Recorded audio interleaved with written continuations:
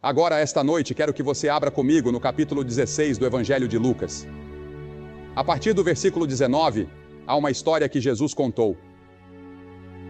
Havia um certo homem rico que se vestia de púrpura e linho fino e vivia todos os dias em grande luxo. E havia também um certo mendigo chamado Lázaro, que jazia à sua porta, cheio de feridas, e desejava alimentar-se com as migalhas que caíam da mesa do rico.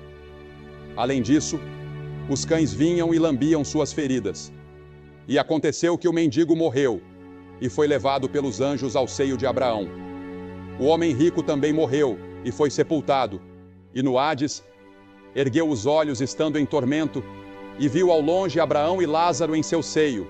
E clamou dizendo: Pai Abraão, tem misericórdia de mim e envia Lázaro para que molhe a ponta do dedo em água e refresque minha língua, porque estou atormentado nesta chama. Mas Abraão disse: Filho, lembra-te de que, em tua vida, recebeste teus bens, e Lázaro, do mesmo modo, males. Agora, porém, ele está consolado, e tu estás em tormento. E além de tudo isso, entre nós e vós, há um grande abismo fixo, de modo que os que quisessem passar daqui para vós, não poderiam, nem os de lá passar para cá. Então ele disse: Rogo-te, pois, ó Pai, que o envies à casa de meu pai, pois tenho 5 irmãos, para que lhes dê testemunho, a fim de que não venham também para este lugar de tormento. Abraão lhe disse: Tem Moisés e os profetas, que os ouçam. E ele disse: Não, pai Abraão. Mas se alguém dentre os mortos fosse até eles, se arrependeriam. Mas ele lhe disse: Se não ouvem Moisés e os profetas, tampouco se deixarão persuadir, ainda que alguém ressuscite dos mortos. Bem, estou aqui esta noite não para dizer, vá para o inferno, mas sim, vá para o céu. E estou insistindo para que você não diga, estarei condenado, mas sim, serei salvo. E nesta história, a palavra inferno é usada, traduzida assim em nossa versão autorizada, embora na verdade seja Hades, pois o Hades aparentemente tinha 2 compartimentos. Um era chamado paraíso e o outro era chamado lugar de tormento. E aparentemente podiam ver uns aos outros através do abismo que os separava. E a palavra inferno hoje é constantemente usada como um palavrão. Você a ouve na televisão, vê nos filmes, nos escritos das pessoas, ouve no trabalho e na escola. A Revista Católica dos Estados Unidos, na edição de maio deste ano, 1983, fez uma pesquisa entre os americanos e chegou ao número de 86% dizendo que acreditavam na existência do inferno. Você consegue imaginar isso? 86% dos americanos acreditam que existe um inferno. No entanto, você nunca poderá entender o inferno sem primeiro compreender o grande amor, misericórdia e graça de Deus. E o inferno nunca deveria ser pregado por nenhum pregador sem lágrimas. Já ouvi alguns pregadores falarem sobre o inferno como se estivessem felizes por ele existir e felizes por pessoas estarem indo para lá. Mas eu não sou assim. Eu não gosto de pregar sobre isso. Eu faço isso apenas porque sou ordenado pelas Escrituras a pregar a palavra. E é contra o pano de fundo do amor, misericórdia e graça de Deus que eu devo pregar. Veja, o inferno não foi feito para o homem. O inferno foi criado para o diabo e seus anjos, mas alguns tomaram liberdade na imaginação e distorceram a ideia do julgamento futuro. Isso faz com que algumas pessoas digam que Deus não é um Deus de amor, distorcendo o conceito bíblico do amor de Deus. Uma senhora disse há algum tempo: eu odeio a própria ideia do inferno. Eu também. E também odeio o pecado que leva as pessoas para lá. Eu odeio a guerra. Eu odeio o fato de que há pessoas passando fome no mundo. Mas a guerra é uma realidade no Líbano e em outros lugares. E a fome é uma realidade no nosso mundo. Infelizmente, odiar isso não muda os fatos. E odiar a morte não muda o fato de que um dia eu vou morrer.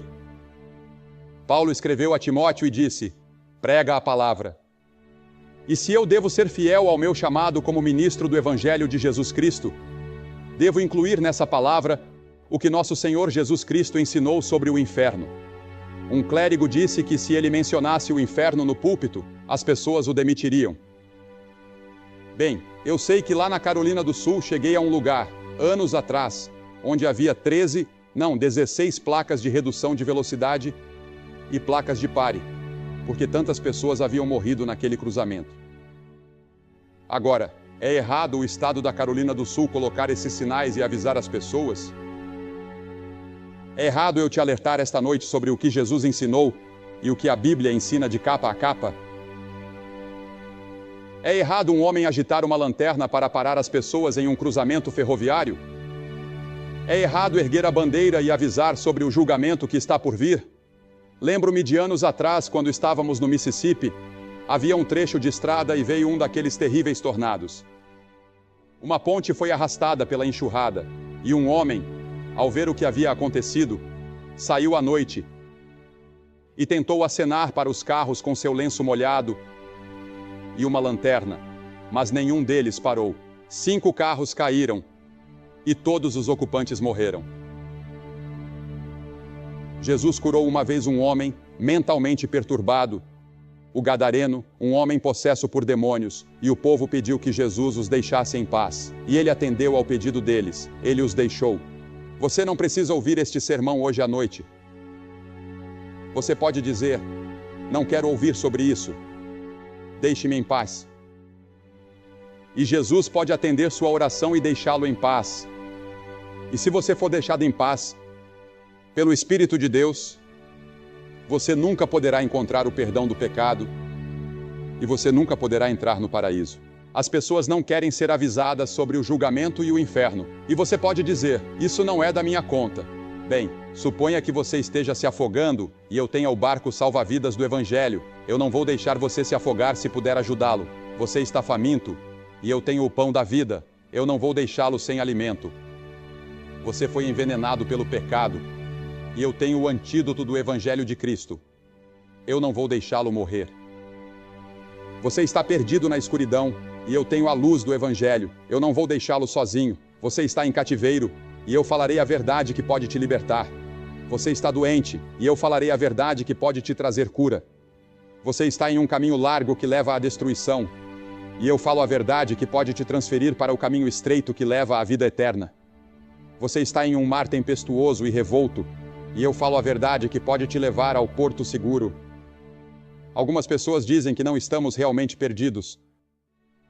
O diabo disse isso a Eva no jardim do Éden.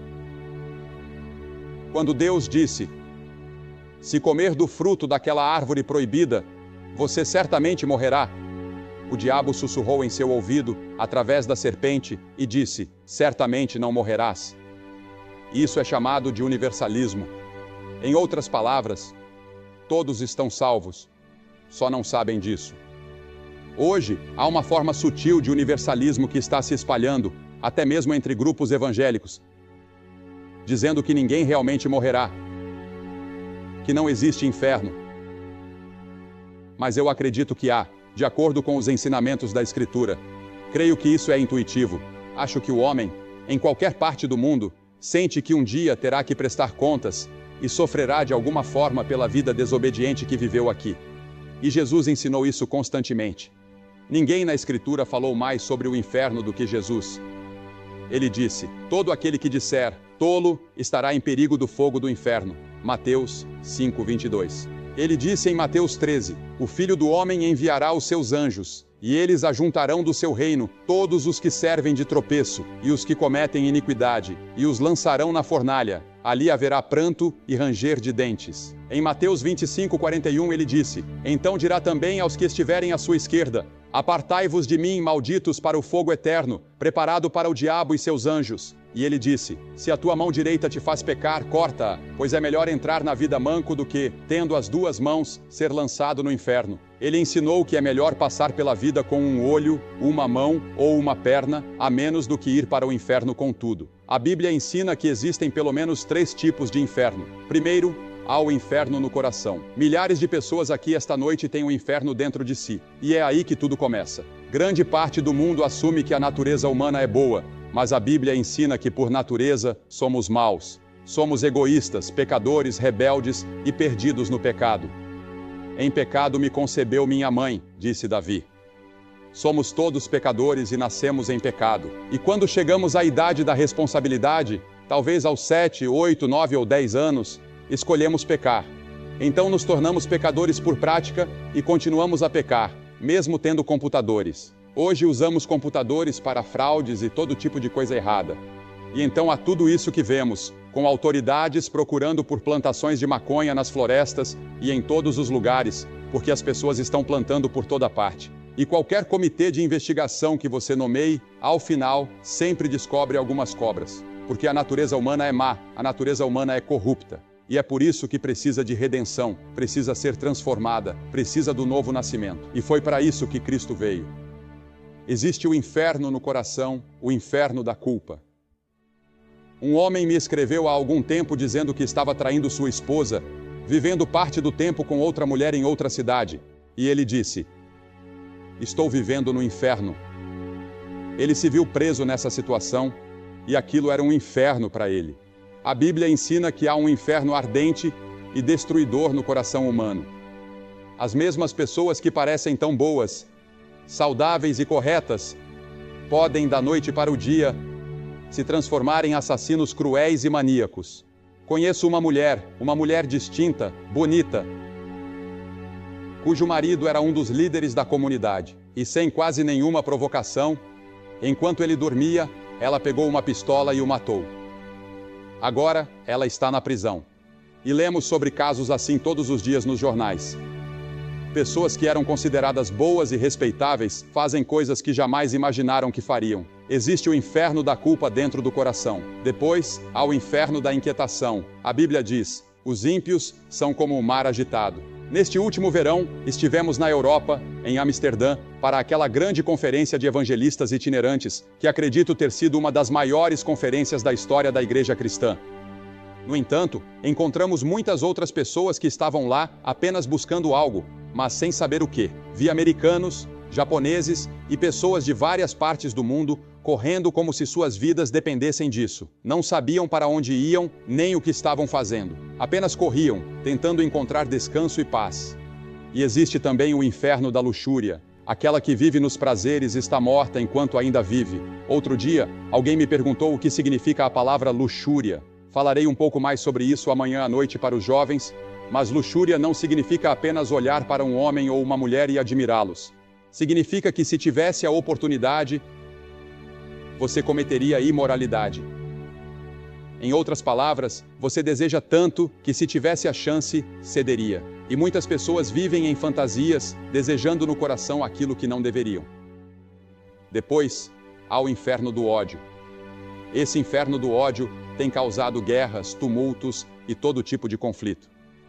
O inferno se manifestou na terra. E por fim, existe o inferno do futuro. E esse inferno futuro é uma continuação do inferno que já existe agora no coração, no lar e no mundo, exceto que ele nunca acaba. Como mencionei antes, Jesus falou mais sobre o inferno do que qualquer outra pessoa na Bíblia, mas ele nos advertiu para fugirmos dele. O próprio fato da existência do inferno torna o amor de Deus ainda mais impressionante e glorioso. O inferno foi preparado para o diabo e seus anjos, mas escolhemos ouvir o diabo, seguir o diabo, fazer o que ele diz. E mesmo assim, Deus nos ama tanto que criou um plano para nos salvar, para que nunca precisemos passar um único dia no inferno. Agora, qual é a natureza do inferno? Bem, existem muitos mistérios em torno desse assunto, mas essencialmente, o inferno é a separação de Deus. O pecado nos separa de Deus, e essa separação continua pela eternidade. Jesus usou 3 palavras para descrever o inferno. Ele usou a palavra morte. Deus é vida, e estar separado de Deus é estar morto, espiritualmente morto, separado da vida de Deus. Depois, ele usou a expressão trevas exteriores. Deus é luz, e no inferno estamos separados da luz, vivendo na escuridão. E então, ele usou a palavra fogo. E já me perguntei muitas vezes se esse fogo não seria um fogo interno, uma sede insaciável por Deus, um desejo de comunhão com Deus que nunca pode ser satisfeito. Rejeitamos Deus, viramos as costas para Ele e nunca mais podemos conhecê-lo. Essa história nos mostra que aquele homem não teve uma segunda chance. Mostra também que no inferno ele se tornou evangelístico. Ele queria alcançar seus irmãos. Pense nisso, ele estava no inferno. e queria que alguém fosse até sua casa avisar seus irmãos para que não fossem para lá, para que fizessem qualquer coisa, menos ir para aquele lugar. E aqueles que já partiram, que talvez estejam sofrendo as dores do inferno agora, se pudessem estar aqui hoje à noite, diriam a você: afaste-se, não venha para cá. Arrependa-se de seus pecados, receba Cristo, tenha certeza do seu relacionamento. Não vá para este lugar. É o banimento da presença de tudo o que é alegre, bom, justo e feliz. E as Escrituras dizem: prepare-se para encontrar o seu Deus. Você sabe, nós nos preparamos para tudo, menos para a morte. Nos preparamos para a educação, negócios, carreiras, casamento, velhice, mas não para o momento do julgamento. Fazemos todos os tipos de seguros possíveis e nos preocupamos com aposentadorias, previdência social e tudo mais. Mas você tem certeza do seu relacionamento com Cristo? Está determinado que o homem morra uma só vez, e depois disso vem o juízo. A morte é um acontecimento que cada um considera antinatural para si mesmo, mas natural para os outros. Sabemos que o outro homem vai morrer. Sabemos que o câncer vai atingir outra pessoa. Sabemos que aquela outra pessoa pode morrer de ataque cardíaco ou em um acidente de carro amanhã, mas não eu. E vivemos como se fôssemos viver assim para sempre, mas não vamos. Em pouco tempo, tudo isso acabará para todos aqui. E você estará na eternidade. Onde estará? Banido de Deus? Ou com Cristo no paraíso? O homem na cruz que estava morrendo com Jesus era um terrível pecador.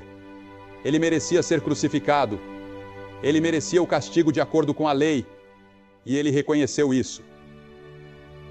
Então ele se voltou para Jesus e disse: Senhor, lembra-te de mim quando entrares no teu reino. Foi só isso que ele disse. Lembra-te de mim? Ele não teve tempo de ser batizado, não teve tempo de se tornar membro de uma igreja.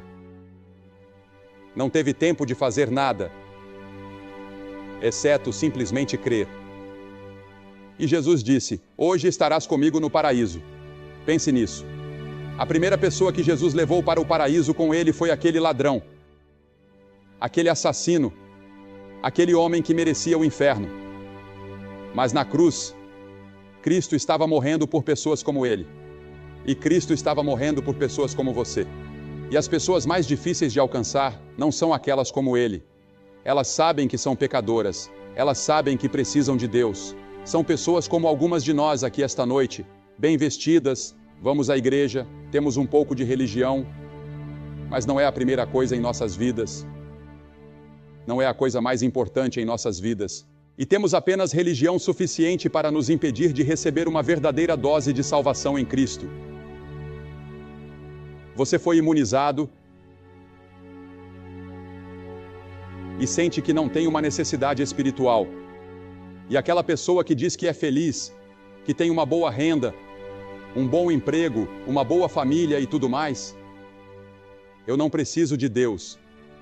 Eu não preciso de Cristo. Para que eu preciso dele? Você vai precisar dele, irmão e irmã. Você vai precisar dele desesperadamente em breve. É melhor vir agora enquanto tem oportunidade. A Bíblia diz: agora é o tempo aceitável, agora é o dia da salvação. Venha enquanto pode. Você não pode vir a Cristo a qualquer momento que quiser. Você só pode vir quando o Espírito Santo o convencer e atraí-lo, quando a palavra de Deus for proclamada. Você vir a Cristo? Você que está assistindo pela televisão, pegue o telefone e ligue para o número que vê na tela. Há conselheiros esperando para falar com você agora mesmo. E se a linha estiver ocupada, ligue de novo, e de novo, e de novo. Eles estarão lá durante toda a noite para conversar com você e ajudá-lo. Como disse no início, não gosto de falar sobre este assunto. Mas é parte da Bíblia. E é uma parte importante dos ensinamentos de Jesus Cristo. E não estou dizendo essas coisas por mim mesmo. Estou apenas transmitindo a você o ensinamento de Cristo, o que Jesus ensinou. E faço isso com o coração quebrantado. Eu gostaria que não existisse inferno, mas ele existe. Eu gostaria que não existisse pecado, mas ele existe. Eu gostaria que não houvesse assassinatos, guerras e tudo mais, mas há. E há um inferno. Mas graças a Deus existe um céu, há um paraíso.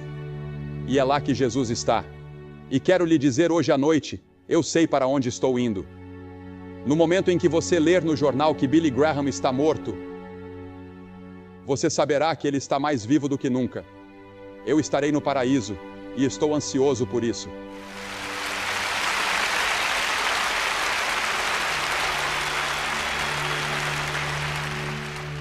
E milhares de vocês aqui hoje à noite podem dizer a mesma coisa, mas outros milhares não podem.